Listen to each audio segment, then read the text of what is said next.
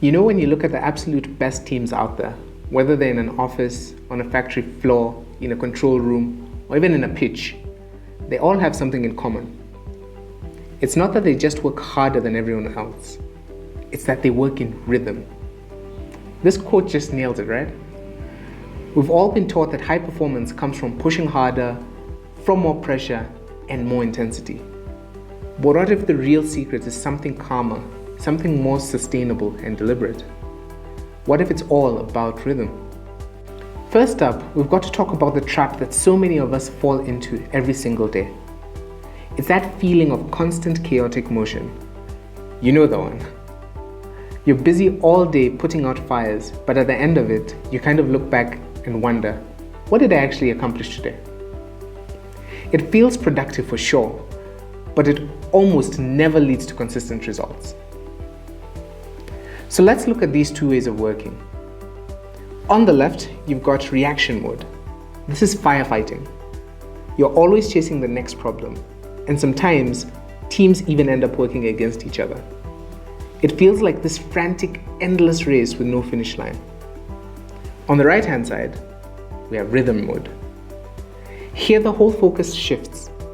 It's about improving the system, moving in sync, and creating a calm, predictable way of getting things done. And it's a total game changer. The key problem is that most teams struggle because they don't just have operational consistency. The problem isn't motivation, it's the lack of a reliable structure. If the problem is a lack of consistency, then the solution has to be building it on purpose. So let's talk about how to do that. And it's by creating what is called an operating rhythm. It's definitely not just a schedule of meetings. Think of it more like the actual pulse of your team's performance. It's a deliberate ebb and flow that makes sure everyone from a single person to the whole department is connected to the same priorities and the same goals. It's basically the antidote to all that chaos. It's not just about adding more meetings or more red tape. It's simply being deliberate. It's about making sure that your daily stand-ups, your weekly reviews, and your monthly check-ins all have a clear purpose: to learn, to decide, and to act. Why does a team with a clear rhythm consistently blow past a team that's just running on pure willpower? When you build rhythm into how you operate, three incredible things start to happen. The first is clarity. All the noise just fades away, and everyone knows what the real priorities are. The second is consistency. Communication and accountability stop being so hit and miss. They become consistent and reliable. The third and final thing is predictability. Performance stops being a frantic race and it turns into a predictable, improvable system. This is the simple logic that's at the heart of it all. Rhythm gives your team predictability. You know when decisions are going to be made. You know when you'll get feedback, and you know how your work fits into the bigger picture. It's that very predictability that lets you build and sustain high performance over the long haul. We've talked about the what and the why. Now let's get to the how. Here are the 5 foundational steps. You first start with structure, not speed. Speed without direction just creates faster chaos.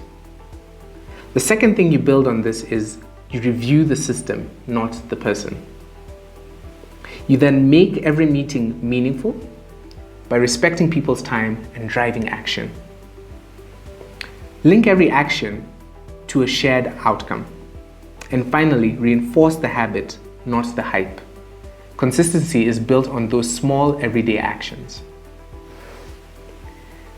When performance dips, our first instinct is usually to ask, okay, who dropped the ball? But really high-performing teams ask a different question, a much better question. Where did our system fail us? Instead of asking who missed the deadline, they ask, what in our processes caused this delay? That shift from blame to diagnosis is absolutely fundamental.